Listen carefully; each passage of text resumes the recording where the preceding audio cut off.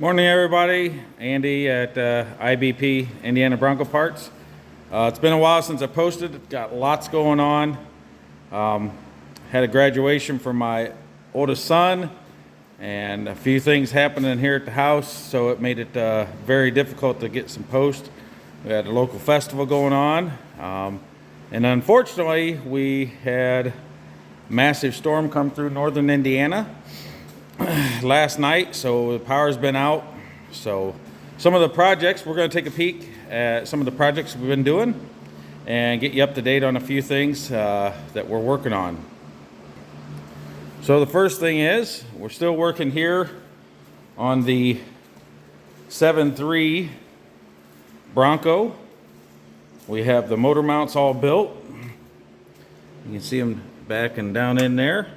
So we have those done. This one's modified down and lowered where it has room for the power steering box. And we ordered a bunch of parts from Jeff's Bronco Graveyard yesterday. And I gotta pick some of those up on Friday the 2nd. We're gonna just save the shipping and drive up and visit them. Ordered some parts from Sinister Diesel and for the actual motor itself. And then ordered some stuff from Wild Horses. So it's coming along. It's a little slow process. I'm building as I go and when I get time. So it's changed a little bit, but not massive amounts, but the motor is bolted in. So that's a nice step. And as you can see with the rain that we had yesterday blowing in, it's pretty rough. I had the doors open for a while when we were working. So here we go. Here's a frame that we pulled out from underneath this beautiful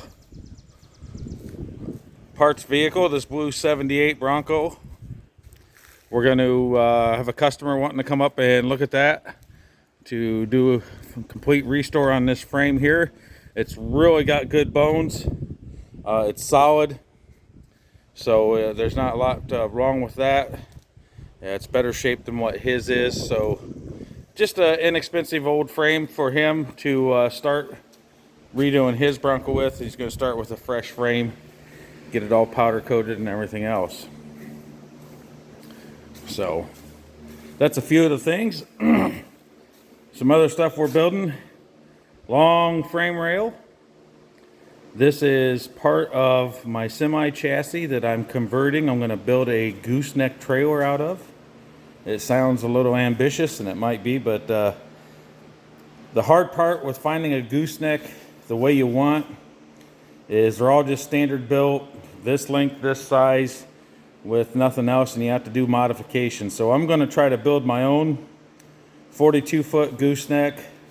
It's going to have pre-mounted air tanks underneath it and a lot of other things to just be a good work serviceable trailer. And when I go to pick something up, we'll be able to air up tires when we go to run some air tools for a while and a few things like that. So it's going to make it pretty nice. So it is ambitious, and there'll be a timely process, but when it's done, it should be pretty nice. This is just the back section. This is 12 foot.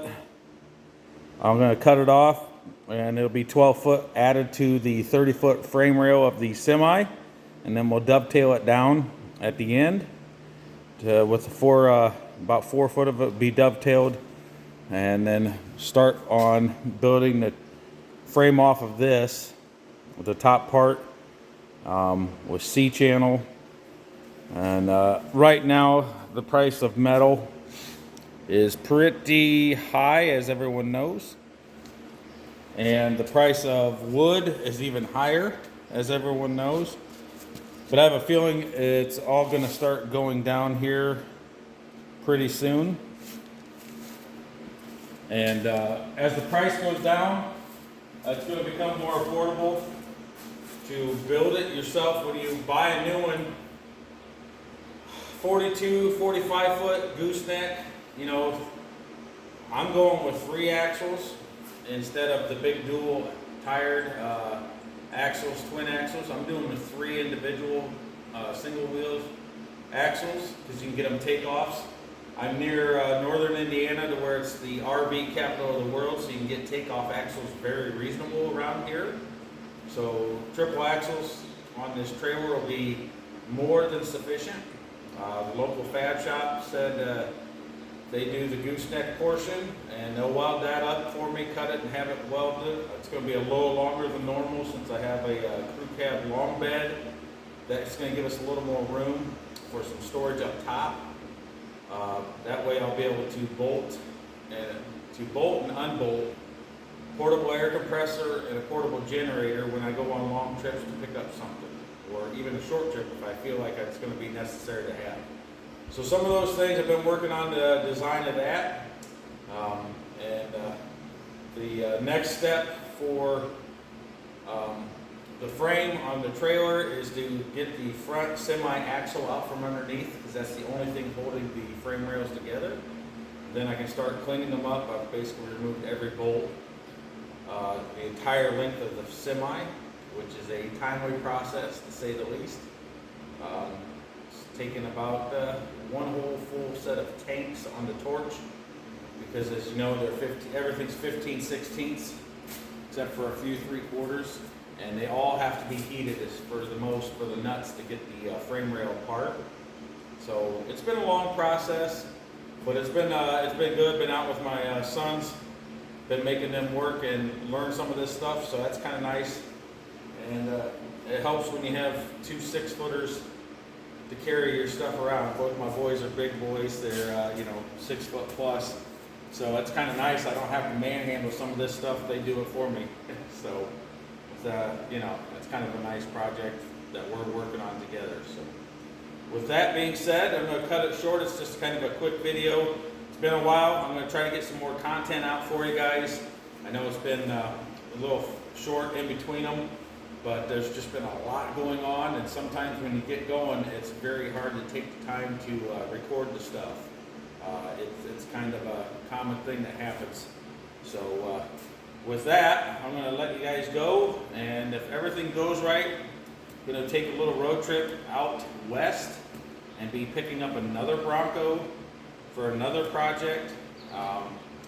If I can get all the logistics and everything worked out, then I'll be recording that whole trip there, picking it up and bringing her back. And it should be a pretty good adventure. It's long distance, and my lovely wife's going to go with me. We're going to kind of make a small vacation Bronco trip out of it to pick up another vehicle, and so that's what we're shooting for. So for Indiana Bronco Parts, it's Andy. See you later.